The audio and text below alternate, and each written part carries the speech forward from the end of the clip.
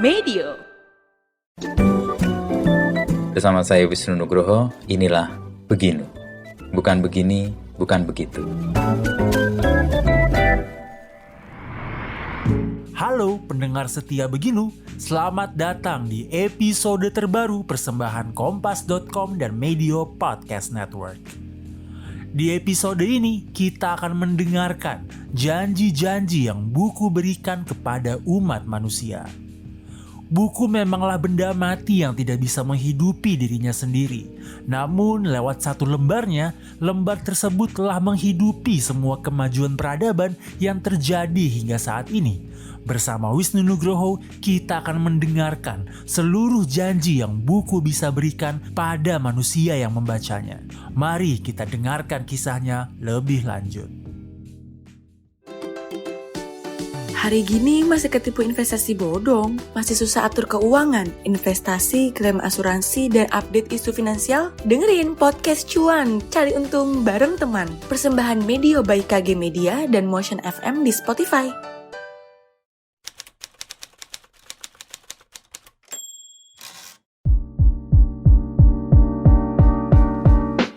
Dalam 6 bulan ini saya mengkampanyekan apa yang dikatakan Neil Gaiman tuh bagus banget tentang bukunya tipis. Mengapa masa depan kita tergantung pada perpustakaan, buku, dan melamun. Neil Gaiman. Ya, itu memang ahli komunikasi. 2003 kalau nggak salah dia datang ke Kongres Fiksi dan Komik di Cina. Oke. Sesuatu yang mengejutkan buat dia sehingga dia datang. Karena sebelumnya fiksi dan komik itu nggak dianggap, bahkan nggak boleh di beberapa titik di Cina. Dia tanya ke pengusaha di situ, penguasa di situ, kenapa tiba-tiba Cina seperti ini? Jawabannya dia dapat dan itu menarik. Dia cuma bilang kalau mau bikin apapun kasih caranya atau bawa barangnya, orang Cina pasti bisa bikin. Tapi kami jadi pengekor terus, penjiplak terus lah kata kasarnya. Sehingga Cina nggak bisa maju kita kalau kayak gini. Maka dikirimlah diam-diam orang-orang pinternya Cina ke Google, Netflix, kemana aja yang berbicara tentang masa depan, berbicara inovasi, tentang metaverse dan lain sebagainya. Apa temuannya? Dia menemukan sesuatu bahwa orang-orang yang berpikir di luar kotak ini tidak pernah kita bayangkan handphone sekarang bisa bertatap muka dan lain sebagainya. Ketika ditanya, apa kebiasaan kamu bisa sampai menciptakan imajinasi yang luar biasa dan terwujud? Satu jawaban yang dia temukan. Semua hampir menjawab bahwa sejak kecil mereka membaca komik dan fiksi. Itu bantu imajinasi. Bantu imajinasi, dan begitu kita sudah ketemu imajinasi yang luar biasa, kamu nggak akan betah lagi berada di buku yang sudah kamu tahu, berada di dunia yang kamu tahu. Kamu ingin tembus ke sana terus. Ke kotak yang lain. Ya? Iya, dia akan loncat ke sana terus dan akhirnya menjadi orang-orang yang luar biasa. Dialah penguasa masa depan. Baliklah orang-orang Cina itu dan sekarang majunya Cina nggak ketulungan misalnya. Neil Gaiman menggambarkan itu dan itu yang saya bawa, kalimat dan cerita ini yang saya bawa kemana-mana. Ayo, jangan juga takut dengan fiksi dan lain sebagainya. Ruang imajinasi buka. Itu yang kemudian saya tantang ke pesantren-pesantren. Tebu Ireng, Tambak Beras, di Nanyar. Mau nggak gue kirimin fiksi? Oke. Dan dia bilang mau. Hajar langsung 500. Langsung responnya mau gitu? Atau langsung mau. Karena saya ceritakan Ray dulu kan. Saya ceritakan Ray, saya bilang, ini sederhana kok untuk ngebuka saja wawasan. Karena buat saya, kata guru saya nih Sapardi Djoko Damono, fiksi itu lebih fakta daripada fakta itu sendiri. Karena basisnya fakta, ditambah imajinasi tentang bagaimana memecahkan masalah, bagaimana menatap ke depan, lalu dikemas dan dialiwana dalam bentuk fiksi. Dan bahkan banyak hal yang sangat rahasia yang kalau kita ungkap dalam bentuk fakta, bikin orang lain sakit hati karena tersebutlah nama dia. Kalau dengan fiksi, kalau dengan fiksi lebih halus. Okay. Basisnya itu fakta, lebih fakta lagi. Jadi teriakan-teriakan, kegeraman orang, sama seperti stand up comedy kan. Kami berdiri di sini, bukan berarti stand up harus berdiri kan, bisa tidur, bisa duduk, tapi kami berdiri dengan dinilai ini. Itu kan karena kegelisahan, karena teriakan orang-orang bawah yang dia suarakan kan. Saya standing di sini nih. Nah itu kita dalam bentuk fiksi nih. Mau nggak seperti itu? Kayaknya langsung merasa iya, dan kayaknya juga cuma butuh saya untuk kamu yang bicara ya kan. Karena mereka juga keluaran luar negeri, dokter-dokter luar negeri yang mungkin maju sebenarnya, sangat maju. juga, ya. Mungkin ada tembok yang harus ada orang lain ikut bersuara yang sama. Supaya dia jangan pulang-pulang dari luar negeri lalu kok tiba-tiba jadi sangat liberal gini ya gitu lah. Butuh Kang Maman, butuh siapa untuk menceritakan ini. Maka apa temuannya Kang Maman dari perjalanan dari pesantren ke pesantren ini soal literasi? Wow. Mereka, saya selalu bilang gini, Saya menyesal dulu waktu kecil hanya jadi santri kalong di Makassar. Santri kalong itu SD-nya pagi, sorenya ke pesantren dan nggak bermalam kan. Oke. Lebih karena bapak saya bilang, kalau kamu di pesantren jadi apa nanti kamu? Karena waktu itu yang resmi ijazahnya kan SD, SMP, SMA-nya negara. Ijazah pesantren hampir nggak diakui sama sekali. Belakangan ya. Baru sekarang meledaknya kan setelah 98. Nggak, kamu mau jadi apa kan? Tapi saya senang dengan keberanian anak-anak, karena saya lihat setiap Isra Miraj anak-anak antri untuk berpidato di depan dan saya merindukan itu. Tapi saya menyesal, saya cuma seperti itu aja, nggak bermalam dan lain sebagainya. Ketika saya ke sini, kayaknya nggak ada hari yang nggak tanpa bisa bikin buku deh di sini. Dengerin kiai kita rekam, dengerin orang rekam, dialog terus menerus, diskusi terus menerus gitu kan. Persoalan cuma satu, saya bilang, buka ruang karena Jeffrey Lang bilang, saya ketemu Gus Kikin kemarin itu menarik. Ternyata sama bacaan kita. Gus Kikin langsung tiba-tiba, Gus Kikin yang pegang Tebu Ireng sekarang kan ya, yang ganti Gus Salahuddin Wahid kan. Yang cerita bahwa dia tiba-tiba cerita tanpa nanya ke saya kenal atau tidak dengan Jeffrey Lang ceritanya, yang ateis, profesor ateis, guru besar yang kemudian jadi Islam hanya karena pertanyaan dia sederhana waktu itu. Kalau Tuhan itu maha baik, kenapa nggak sekalian masuk surga aja? Kenapa kemudian masih dikasih cobaan kepada orang-orang gitu kan? Tapi pertanyaan itu dia cari sendiri jawabannya dengan membedah isi Al-Quran. Dan dia temukan, wah ternyata di Al-Quran itu yang berhubungan dengan Tuhan, nilai-nilai itu cuma 3% kok hablum minallahnya. 97% itu hablum minannasnya, hubungan manusia. Dia bedah, dia temukan hal tersebut dan kemudian dia menyatakan dia masuk Islam. Dia cerita itu. Nah saya juga udah pernah baca bukunya Jeffrey Lang. Saya bilang, ini Gus Kikinnya aja membaca itu gitu. Santri-santrinya di sekeliling saya langsung sindir. Kalian catat gak apa yang disebut oleh Gus Kikin? Enggak, kalau saya setiap menemukan nama saya catat, itu bisa jadi buku loh. Iya. Banyak sumber kan, ternyata orang di pesantren itu sangat terbuka soal cerita-cerita. Dan banyak yang saya temukan di sana, yang saya catat. Dan kemudian saya bilang, aduh, saya ini nanti kalau ke pesantren bukan saya yang ngajarin orang. Saya ini yang banyak mendengar pertanyaannya dan lain sebagainya. Dan itu bisa jadi sesuatu yang dibukukan. Nah, lalu saya nanya ke Gus Kikin, apa kelemahan pesantren Gus? Satu, iya. Untuk seluruh pesantren, bahkan tidak ada yang pernah tahu sejarah resolusi jihad 22 Oktober. Yang adalah cikal bakal 10 November itu. Bagaimana Kiai Haji Hashim Asy'ari mengumpulkan kiai sampai ke Kiai Abbas di Buntet dan lain sebagainya. Itu 22 Oktober. 22 Oktober yang kemudian diancamkan untuk menyerahkan semua senjata. Karena apalagi Malabi tewas waktu itu kan. Kita harus menyerah. Dia deal dulu dengan Belanda untuk bertanya dulu dengan para kiai. Lalu kemudian muncul resolusi jihad wajib membela negara dan lain sebagainya. Siapa yang punya catatan itu? Sehingga kata Gus Kikin bagus introspeksinya dia. Kalau sampai kiai, orang-orang hebat di pesantren itu tidak ada dalam catatan sejarah atau sedikit, jangan salahkan orang luar. Salahkan orang kita yang tidak punya catatan itu. Di Tambak Beras saya ketemu dengan Dr. Wafiul Ali yang baru jadi dokter, dia juga cerita. Ini kiai kami. Iya, yang yang Tambak Beras dia di sini, yang Mones yang di Denanyar. Dia juga bilang, banyak loh kiai kami pendiri Tambak Beras ini bagus kalau dikumpulkan, tapi banyak kan khotbahnya dalam catatan-catatan kecil terserak. Kalau ada yang kumpulin, jadikan buku. Iya, itu perkembangan intelektual di pesantren itu semuanya dahsyat. Cuma kita tidak mau telaten untuk menulis itu. Nah ini introspeksi yang ingin saya bawa keluar terus nih. Kalau saya ketemu alumni pesantren, kiaimu sendiri mengakui loh. Yuk gerakin ini. Ini sumber ilmu tuh tempat yang ada di sana. Anda nggak pulang-pulang loh. Nyantri di situ kan. Tiap hari ketemu narasumber-narasumber yang luar biasa, yang nggak ketulungan.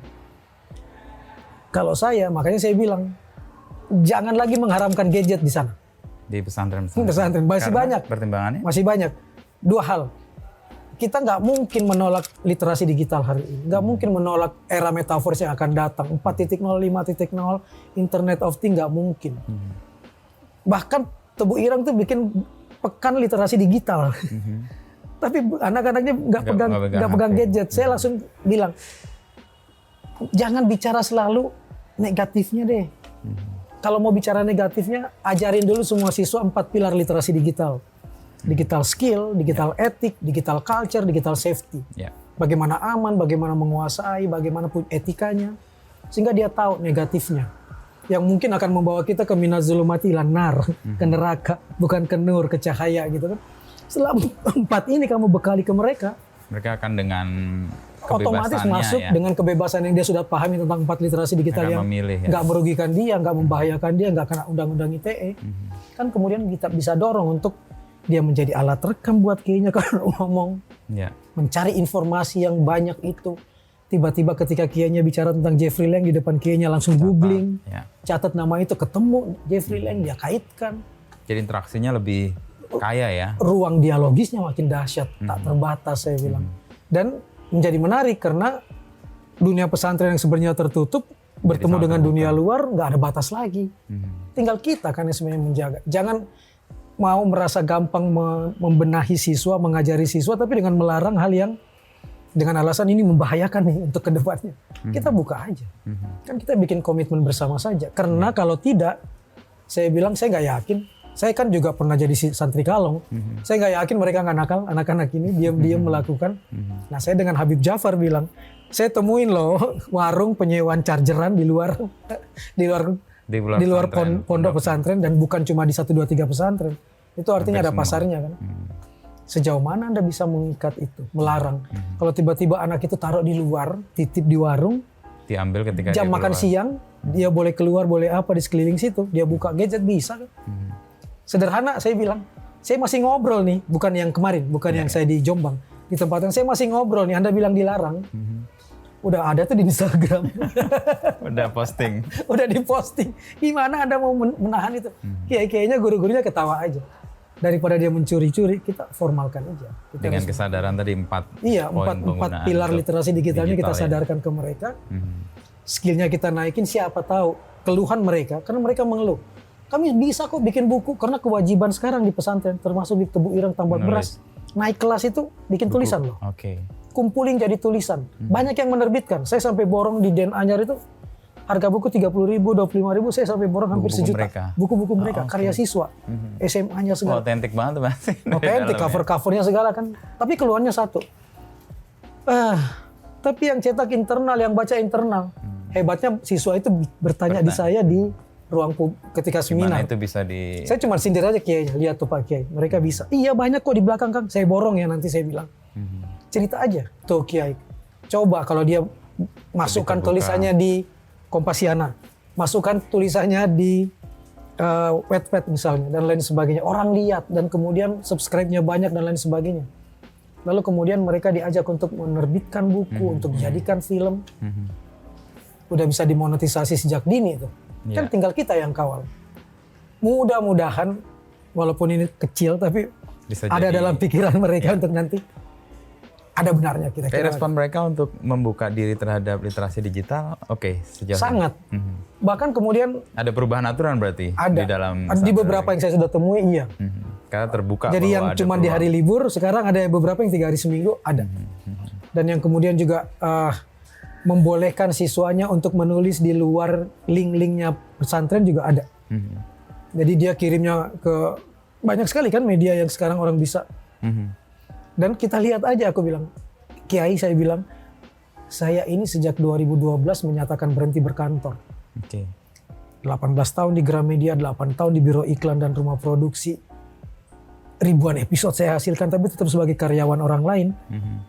Penghasilan saya tidak sebesar sekarang dari dunia buku. Saya. Nah kalau ini disiapkan dari dasar, dari sekarang nih, si santri-santri Bapak Ibu. Dan diajarkan berdialog dengan di ruang publik. Yakin saya mereka lebih luar biasa dari saya dalam soal buku. Saya baru nulis buku 2012 loh. Iya, setelah sekian banyak persoalan. 18 tahun plus 8 tahun di Biro Iklan. Baru jadi buku. Ini masih SMP SMA bukunya saya baca bagus-bagus. Pilihan katanya bagus-bagus, puitis, luar biasa. Bahkan saya nantang. Kasih saya waktu 3 hari ngajar menulis, ujungnya jadi buku. Ada beberapa yang udah membuka. Karena saya kan uji di Jogja. Yang saya bikin, ayo aku menulis maka aku ada. Kerjasama satu penerbit di Jogja. Ada workshop 3 hari. Endingnya buku dan kemudian akan diterbitkan oleh penerbit itu. Di Jakarta juga ada satu buku saya, ada di situ bukunya. Perusahaan peti kemas di Tanjung Priok kan. Satu pesan orang HR-nya, direktur HR-nya. bagaimana ya caranya supaya karyawan kami dari bawah sampai atas kalau menyampaikan pesan itu bisa kami pahami. Karena pilihan katanya susah banget. Dia kalau pakai bahasa Twitter kan pendek-pendek. Ya. Ke bosnya, ke atasannya, nggak semua mengerti dia. Ajarin dong Kang Maman. Saya ajarin menulis.